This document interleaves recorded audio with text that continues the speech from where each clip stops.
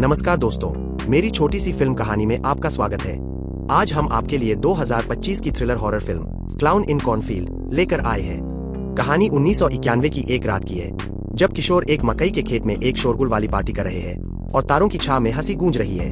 एक लड़की बेपेन music box पकड़े हुए है और जैसे ही वह उसे ध्यान से देखती है, उसका शुभंकर फ्रेंडो उसे चौंका देता है। अपने प्रेमी टाइलर को म्यूजिक बॉक्स गिफ्ट करने की सजा देने के लिए जेसिका ने उसे मक्के के खेत में अपने पीछे आने का इशारा किया और टाइलर तेजी से उसके पीछे दौड़ा। लेकिन जेसिका आगे निकल जाती है और टाइलर को जमीन पर सिर्फ एक बड़ा सा पैरों का निशान दिखाई देता है। जैसे ही वह इस बारे में सोचता है, अचानक एक भयानक आवाज उसके कानों में पड़ती है। अपनी प्रेमिका को खून से लथपथ देखकर घबराया हुआ टाइलर भागने की कोशिश करता है, लेकिन वह ज्यादा दूर नहीं भाग पाता कि एक बिजूका उसके सामने आ जाता है और उसे फिर से चौंका देता है। अचानक फ्रेंडो प्रकट होता है और टाइलर को बेरहमी से मार डालता है और दोनों वही मक्के के खेत में मर जाते हैं। सालों बाद क्विन नाम की एक लड़की अपने जीवन में एक बड़े उथल पुथल का सामना करती है। माँ के देहांत के बाद उसकी दुनिया अंधकार में डूब गई। उसे अपने डॉक्टर पिता ग्लेन के साथ वेस्ट फिलाडेल्फिया से मिसौरी के केटल स्प्रिंग्स नामक एकांत कस्बे में जाने के लिए मजबूर होना पड़ा। यह कस्बा कभी अपनी कॉर्न सिरप फैक्ट्री की बदौलत फलता फूलता था, लेकिन अब फैक्ट्री बंद होने और जलकर खाक हो जाने के बाद खंडहरों में तब्दील हो गया है, जिससे शहर खंडहरों में तब्दील हो गया है। चूंकि ग्लेन के पास खरीदने से पहले घर का निरीक्षण करने का समय नहीं था, इसलिए उनके नए घर में कई खामियां हैं, जैसे सेल सिग्नल का न होना और वाईफाई का न होना। इतना ही नहीं, उन्हें सड़न की बदबू भी आती है और आखिरकार क्विन को चिमनी में फंसा एक मरा हुआ कुत्ता मिलता है। खुशकिस्मती से मजदूरों ने उस मरे हुए कुत्ते को जल्द ही निकाल लिया। अगली सुबह क्विन स्कूल जाते समय अपने पड़ोसी और सहपाठी रस्ट से मिलती है और वे साथ साथ चलने का फैसला करते हैं। स्कूल के पास पहुंचते ही रस्ट क्विन को कक्षा में कुछ उपद्रवी तत्वों, जिन्हें कुख्यात उपद्रवी कहा जाता है, से दूर रहने की सलाह देता है। रस्ट की सलाह को नजरअंदाज करते हुए क्विन देखती है कि कक्षा में प्रवेश करते ही वही छात्र अपने शिक्षक के साथ शरारत कर रहे हैं। घिनौनी बात यह है कि उन्होंने पूरे स्टंट को फिल्माया और अपने प्रैंक चैनल पर व्यूज के लिए पोस्ट कर दिया। अपनी कामयाबी का बखान करने के लिए वे क्विन को अपने पिछले वीडियो दिखाते हैं और दावा करते हैं कि यह उनका हाल ही में सबसे ज्यादा देखा गया वीडियो है। जब क्विन और ग्लेन एक रेस्टोरेंट में खाना खा रहे होते हैं, टकर और उसके दोस्त खिड़की पर आकर उसे इशारा करते हैं कि वह अपने पिता को छोड़कर बाद में उनसे मिले। इशारा समझकर क्विन अपने पिता से बहाना बनाकर वहां से चली जाती है। ग्लेन को जरा भी अंदाजा नहीं होता कि उसकी बेटी को टकर का ग्रुप एक अनथीन खाई में घसीट रहा है। क्विन टकर और बाकी लोगों के साथ घुल मिल जाती है और उस रात वे शहर के किनारे एक वीरान गोदाम में इकट्ठा होते हैं, जो उनका गुप्त अड्डा है। वे साथ बैठकर बातें करते हैं और अपने अगले वीडियो शूट की योजना बनाते हैं। अचानक एक लड़का खड़ा होता है और कहता है कि उसे शौच जाना है। कुछ ही देर बाद बाहर एक खौफनाक चीख सुनाई देती है, जिससे सब चौंक जाते हैं। वे लड़के को जमीन पर पड़ा हुआ पाते हैं। उसके बगल में एक भयावह सा दिखने वाला दोस्त खड़ा है। मुस्कुराओ फिल, तुम यूट्यूब पर सनसनी बनने वाले हो। पता चला कि यह शुरू से ही उनकी शरारत थी, जिसे क्विन से सच्चाई छुपाने के लिए छुपाया गया था। आज रात के बाद क्विन आधिकारिक तौर पर उनके दल में शामिल हो जाती है। वापस आते समय कोल क्विन से उसे चेतावनी न देने के लिए माफी मांगती है, लेकिन क्विन मानती है कि अगर उसे पहले से पता होता तो डर का माहौल बिगड़ सकता था, इसलिए उसे कोई आपत्ति नहीं है। कई मुलाकातों के बाद क्विन के मन में कोल के लिए भावनाएं पनपने लगती है। जैसे ही क्विन कोल को चूमने वाली होती है, उसके पिता को पता चल जाता है और ग्लेन अपनी बेटी को पहले घर जाने के लिए कहता है। फिर कोल से कहता है कि वह उसकी बेटी से बिल्कुल दूर रहे। ग्लेन को नाराज करने से बचने के लिए कोल वादा करता है कि ऐसा दोबारा नहीं होगा। घर वापस आकर ग्लेन क्विन को डांटती रही कि उसने फोन करके नहीं बताया कि वह कहाँ है। क्विन ने तर्क दिया कि उसने कोशिश की थी, लेकिन इस इलाके में सिग्नल नहीं है। इस बात पर उनके बीच तीखी बहस हुई और तभी क्विन को पता चला कि उसके पिता काम से जुड़ी कुछ समस्याओं के कारण यहाँ भाग आए थे, जिसकी वजह से वे इतनी दूरदराज जगह पर पहुंच गए थे। दिल टूटकर क्विन खुद को कमरे में बंद कर लेती है और बिस्तर पर लेटकर उनका नया वीडियो देखना चाहती है। अचानक उसे फुटेज में कुछ भयानक दिखाई देता है। एक और दोस्त, जिसने उनसे अलग पोशाक पहनी हुई है। जवाब ढूंढने के लिए क्विन टकर को वीडियो भेजती है और पूछती है कि क्या हो रहा है। टकर भी उतना ही हैरान है। उसे जरा भी अंदाजा नहीं है कि वह अतिरिक्त आकृति कौन है। क्विन का वीडियो देखने के तुरंत बाद टकर को एक नया क्लिप मिलता है, जिसमें वह भयानक दोस्त उसके दरवाजे के ठीक बाहर खड़ा दिखाई देता है। टकर को लगता है कि यह उसके दोस्तों की एक और शरारत है और वह उस व्यक्ति का सामना करने, उसका मुखौटा उतारने और यह पता लगाने का फैसला करता है कि वह असल में कौन है। टकर दरवाजे की तरफ सरक गया, लेकिन पाया कि वह पहले से ही खुला हुआ था और फिर उसने बेडरूम में जमीन पर बिछी एक प्लास्टिक की चादर देखी। उसे लगा कि कोई अंदर घुस आया है और शायद अभी भी अलमारी में छिपा है, इसलिए उसने झट से अलमारी का दरवाजा खोला। लेकिन टकर को अंदर कोई नहीं मिला, सिर्फ एक फ्रेंडो म्यूजिक बॉक्स मिला। पूरी तरह से अनजान टकर को उसके दोस्त ने घर में ही मार डाला। अगले दिन शहर में वार्षिक स्थापना दिवस समारोह आयोजित हुआ, जिसमें कोल के पिता हिल कार्यक्रम के आयोजक थे। हिल को कोल पर कभी ज्यादा भरोसा नहीं था, क्योंकि उन्हें लगता था कि कोल उनके बाद मेयर नहीं बन सकते। उनके व्यक्तित्व जमीन आसमान एक दूसरे से बिल्कुल अलग थे। लेकिन कोल का अपने पिता की जगह लेने का कोई इरादा नहीं था, क्योंकि उसे अपनी आजादी बहुत प्रिय थी और उसे किसी बंधन में बंधना पसंद नहीं था। इस बीच शहर रोशनी से जगमगा रहा था और उत्सवी खुशियों से सराबोर था, लेकिन इस जीवन सतह के नीचे अंतहीन आतंक छिपा था। क्विन ने रॉनी और जेनेट को ढूंढा और उन्हें बताया कि उसने वीडियो में किसी फ्रेंडों को देखा है। उन्होंने क्विन को चिंतन करने के लिए कहा, क्योंकि उन्हें लगा कि शायद वह टकर का कोई दोस्त ही होगा जो वीडियो के रहस्यमय माहौल को और बढ़ाने के लिए बनाया गया था। जब वे इस बारे में बात कर रहे थे, तभी कोल वहां पहुंची और जेनेट से पूछा कि क्या उसने टकर को देखा है। उन्होंने कहा कि टकर शायद फिर से कोई चाल चल रहा है, कौन जाने इस बार वह कहाँ चला गया हो। कोल ने कहा कि वह टकर के घर की जांच करेगा, लेकिन रॉनी और जेनेट ने कहा कि उन्हें एक और रहस्यमय वीडियो शूट करना है और उनके पास समय नहीं है। उन्होंने आगे कहा कि टकर जल्द ही खुद आ सकता है और कोल और क्विन को वहीं इंतजार करने के लिए कहा। जेनेट और रॉनी अभी वहां से निकले ही थे कि एक शरारती दोस्त वहां आ गया, जो 3 बमों के मॉडल जैसे दिखने वाले कुछ करतब दिखा रहा था। यह सब देख रही पुलिस ने उसे गोली मारने की कोशिश की, लेकिन दोस्त घबरा गया और गलती से आग लग गई, जिससे वहां अफरातफरी मच गई। कोल जेनेट और रॉनी से पूछना चाहता था कि क्या यह उनकी करतूत है, लेकिन उन्होंने कहा कि उन्हें कुछ पता ही नहीं था कि क्या हो रहा है। जब वे उलझन में थे, तभी शेरिफ डन ने कोल से संपर्क किया। उन्हें शक था कि उन्होंने ऑनलाइन प्रभाव के लिए ऐसा किया है। डन ने तुरंत कोल के समूह पर इस व्यवधान का दोष मर दिया। उन्होंने बहस करने की कोशिश की, लेकिन परेड समारोह में तोड़फोड़ करने के आरोप में उन्हें गिरफ्तार कर लिया गया। सौभाग्य से ग्लेन को मामले का पता चल गया और अगले दिन उन्होंने उन्हें बचा लिया। अपनी बेटी को देखकर ग्लेन ने उन उपद्रवियों से मेलजोल न करने की चेतावनी दी। डांट फटकार के बाद ग्लेन अपने पिता के साथ घर चली गई। इस बीच मैट अपने परिवार के खलिहान में प्रशिक्षण ले रहा था। तभी उसकी नजर एक फ्रेंडो म्यूजिक बॉक्स पर पड़ी, लेकिन दूसरों के उलट उसने म्यूजिक बॉक्स को आधा ही घुमाया और जल्दी से उसे एक तरफ रख दिया और अपनी ट्रेनिंग जारी रखी। मैट का सबसे भयानक अंत हुआ। उसके दोस्त ने तुरंत उसका सिर धड़ से अलग कर दिया। उस रात क्विन को कोल का एक मैसेज आया जिसमें लिखा था कि वह पुराने गोदाम में एक पार्टी दे रहा है और पूछ रहा था कि क्या वह आना चाहेगी। क्विन बिना किसी हिचकिचाहट के मान गई। अपने पिता को सोते हुए देखकर वह चुपके से बाहर निकल गई। गोदाम जाते हुए क्विन और कोल बातें कर रहे थे कि तभी कोल अपने दोस्त रस्ट से टकरा गया और लगभग उसे टकरा ही गया। अपने दोस्त को वहां देखकर कोल ने रस्ट को पार्टी में आमंत्रित किया, लेकिन रस्ट ने जब देखा कि कोल किसी और लड़की के साथ है तो गुस्से से कहा अभी उसका पार्टी करने का मूड नहीं है। रस्ट की दिलचस्पी न देखकर कोल तुरंत क्विन के साथ वहां से चला गया। जल्द ही वे पार्टी में पहुंच गए। डांस फ्लोर पर क्विन ने जेनेट और रॉनी को देखा। कोल ने पूछा कि क्या टकर और मैट अभी तक आ गए हैं। जेनेट और रॉनी ने कहा कि उन्हें नहीं पता कि वे कहाँ हैं। उन्होंने उन्हें बहुत दिनों से नहीं देखा था। जेनेट और रॉनी ने अंदाजा लगाया कि वे शायद अभी भी कोई शरारत रच रहे हैं। समूह को जरा भी अंदाजा नहीं था कि टकर और मैट पहले ही मर चुके हैं, और उन्हें इस बात का तो और भी ज्यादा अंदाजा नहीं था कि उन पर कुछ और भी भयानक होने वाला है। पार्टी में सब लोग खूब मजे कर रहे थे और क्विन ने कोल को उनके पीछे बने घास के शेड में खींच लिया ताकि उसके साथ इस खास रात का आनंद ले सके। लेकिन कोल ने यह कहकर मना कर दिया कि चीजें बहुत तेजी से आगे बढ़ रही है। वास्तविकता में वापस आकर क्विन ने कोल को धक्का देकर दूर कर दिया। यह देखकर कोल ने माफी मांगी और बताया कि उसके मन में बहुत कुछ चल रहा था और वह तैयार नहीं था। लेकिन क्विन यह सुनना नहीं चाहता था और भाग गया। क्विन अभी पार्टी के बाहर पहुंचा ही था कि जेनेट और रॉनी वहां आ पहुंचे। क्विन को अकेला देखकर उन्होंने उसका मजाक उड़ाया। क्विन, तू तो बेवकूफ है। उसने तुझे अपने छोटे से जाल में फंसाया ताकि वो 90 छोटे दिमागों को पाल सके। जैसे जैसे उनकी बहस बढ़ती गई, पास के मक्के के खेत से एक औरत लड़खड़ाती हुई निकली। रॉनी और जेनेट ने सोचा कि शायद यह मैट और टकर की शरारत होगी।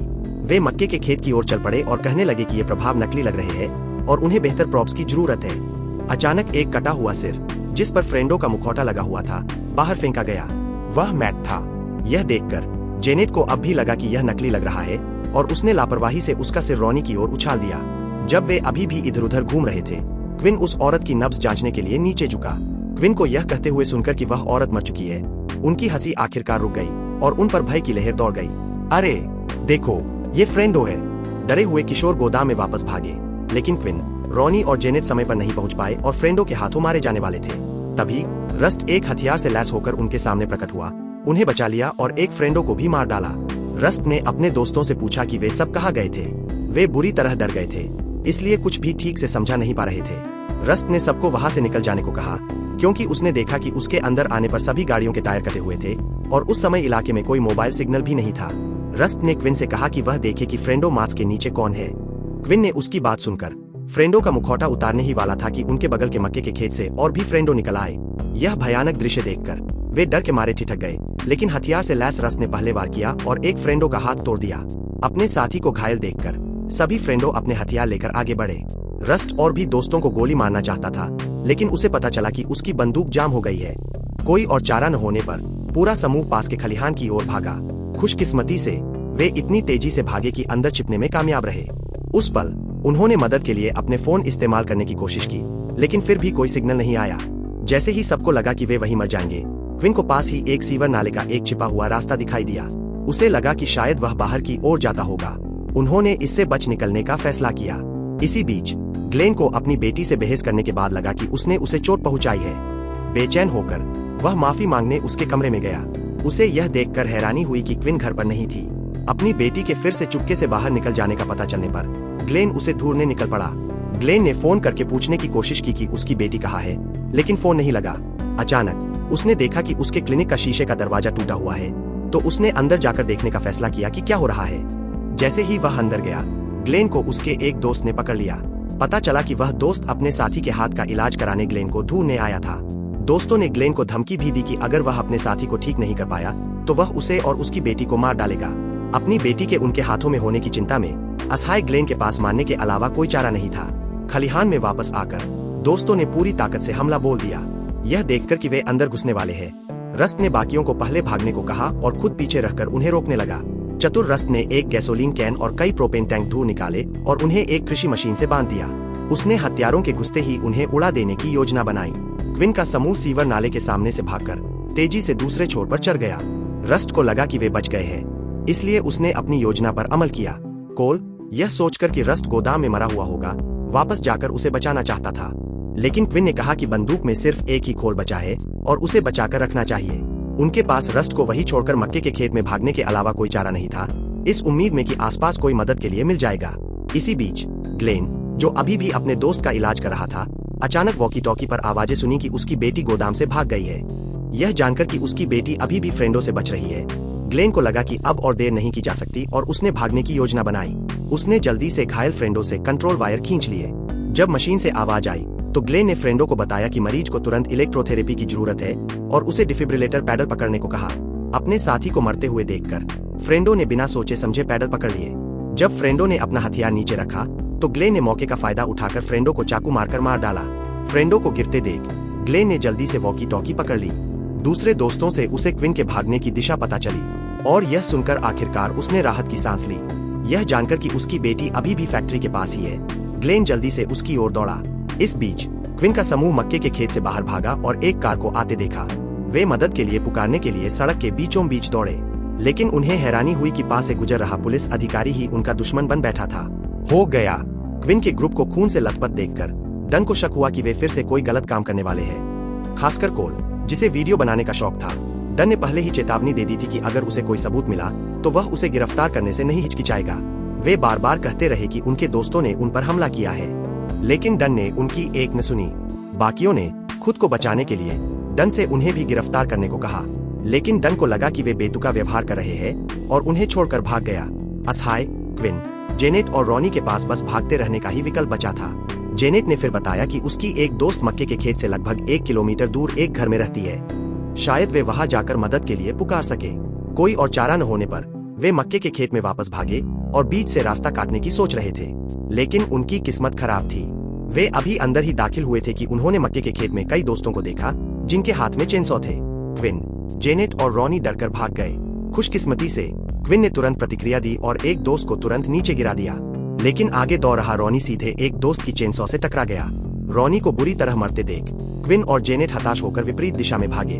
वे ज्यादा दूर नहीं भागे, आखिरकार जेनेट के दोस्त के घर पहुंच गए, लेकिन जैसे ही वे अंदर दाखिल हुए उन्होंने देखा कि लिविंग रूम में एक मरा हुआ दोस्त पड़ा हुआ है। यह पता लगाने के लिए कि क्या दोस्त मर चुका है, जेनेट ने उसे छूने के लिए एक औजार ढूंढा। यह पुष्टि होने पर कि वह सांस नहीं ले रहा है, उन्होंने फोन ढूंढने का फैसला किया। इसी अध्ययन कक्ष में ऊपर क्विन को एक फोन मिला, लेकिन बदकिस्मती से लैंडलाइन भी काम नहीं कर रही थी। उन्हें लगा कि यह एक जाल है, इसलिए वे भागने की तैयारी में थे, लेकिन जैसे ही वे नीचे आए जेनेट को एक दोस्त ने फावड़ा लेकर घायल कर दिया। क्विन उस दोस्त पर काबू पाकर उसे मार डालने में कामयाब रहा। दरवाजे पर कार की चाबियां देखकर क्विन ने उन्हें उठाया और बाहर खड़ी पिकअप ट्रक की तरफ दौड़ी, उसे चलाने के लिए तैयार। इस बार खुशकिस्मती से पिकअप स्टार्ट हो गई। लेकिन उसे मैनुअल ट्रांसमिशन चलाना नहीं आता था। जैसे जैसे वह निराश होती गई कि क्या करे, मक्के के खेत से और भी कई फ्रेंडोज निकल आए। क्विन ने पिकअप ट्रक चलाने की बहुत कोशिश की, लेकिन गियर बदलना न जानते हुए वह बार बार इंजन बंद कर रही थी। भागने में नाकाम रही क्विन को आखिरकार फ्रेंडोज ने पकड़ लिया और उसे स्थानीय जली हुई फैक्ट्री में ले जाया गया। जब क्विन की नींद खुली तो उसने पाया कि जिसने उसे पकड़ा था वह शेरिफ का काम कर चुका था। इससे भी ज्यादा चौंकाने वाली बात यह थी कि इस सबका मास्टरमाइंड कोल का पिता हिल था, क्योंकि कोल बेकार बैठा था, बेकार के वीडियो बना रहा था जिससे शहर की बदनामी हो रही थी और पहले उसकी बहन की मौत का कारण भी बना था। हिल हमेशा से उनसे नाराज था, इसीलिए उसने उन्हें मारने के लिए खुद को एक दोस्त का भेष धारण किया। इतना ही नहीं, हिल ने बताया कि उसने सालों पहले शहर को बदनाम करने वाले कई लोगों को मार डाला था। संस्थापक परिवार के वंशज होने के नाते उन्हें शहर की रक्षा करनी थी और उन बाहरी लोगों को सजा देनी थी जो इसे बदनाम करते थे। लेकिन कोल ने यह सुनकर कहा कि उसने ऐसा कुछ नहीं किया, यह सिर्फ हिल का अनुमान था। बच्चों के साथ मारपीट की इतनी चिंता, जबकि तुम्हें सब कुछ ठीक करना चाहिए। जैसे ही कोल ने बोलना खत्म किया, बाकी लोगों ने सुनने से इनकार कर दिया और उन्हें खत्म करने पर आमादा हो गए। जैसे ही वे कार्रवाई के लिए तैयार हुए, ग्लेन ने अपनी कार फैक्ट्री में घुसा दी। ग्लेन के अचानक आने से दो दोस्त तुरंत मारे गए। अपने साथी को बुरी तरह मरता देख एक और दोस्त ने ग्लेन को मारने के लिए चेनसॉ उठाया, लेकिन भीषण लड़ाई के बाद किसी भी पक्ष को जीत नहीं मिली। क्विन ने डन को चाकू मारा और पीछे के एक स्टोरेज रूम में भाग गया, लेकिन डन उसके ठीक पीछे भागा। अंदर अनगिनत फ्रेंडो कॉस्ट्यूम्स देखकर क्विन जल्दी से अपने बंधन तोड़कर छिप गई। देखो, तुम्हारी पीढ़ी की यही समस्या है, तुम सब सोचते हो कि तुम उससे ज्यादा समझदार थे, तुमने उसे पकड़ लिया। डन को उम्मीद नहीं थी कि क्विन उसके पीछे छिपा है। इससे पहले कि वह अपना हथियार निकाल पाता, क्विन ने उसे मार डाला। इस बीच हिल अपने बेटे को सजा देने के लिए कोल के पैरों के ठीक नीचे से कार लेकर भाग निकला। कोई सहारा न मिलने पर कोल का दम घुटने लगा और अचानक गोली चलने की आवाज आई। खुशकिस्मती से रस्ट अपनी बंदूक लेकर वहां पहुंच गया और अपने दोस्त कोल को बचा लिया। अंत में जो लोग बच गए थे वे उस रात जिंदा बच गए, इस बात के लिए शुक्रगुजार थे। फैक्ट्री से निकलकर उन्होंने एक फ्रेंडो गाड़ी में जाने की योजना बनाई, लेकिन जैसे ही गाड़ी स्टार्ट हुई, एक फ्रेंडो चेनसॉ लिए सड़क के बीचों बीच आ गया। इस भयावह अनुभव के बाद क्विन ने लेक स्प्रिंग टाउनशिप छोड़ दी, अपने साथ जख्म और भविष्य की उम्मीद दोनों लेकर। वे जानते थे कि इस दुनिया में अभी भी कई अनजान खतरे और राज उनका इंतजार कर रहे हैं, लेकिन अब उन्हें डर नहीं था, क्योंकि वे और मजबूत हो गए थे। और वो मकई के खेत का दोस्त, जिसने कभी शहर में अनथीन आतंक मचा रखा था, हमेशा लोगों के दिलों में एक खौफनाक डर बना रहेगा। खैर, आज की कहानी यही खत्म होती है। अगली बार फिर मिलेंगे।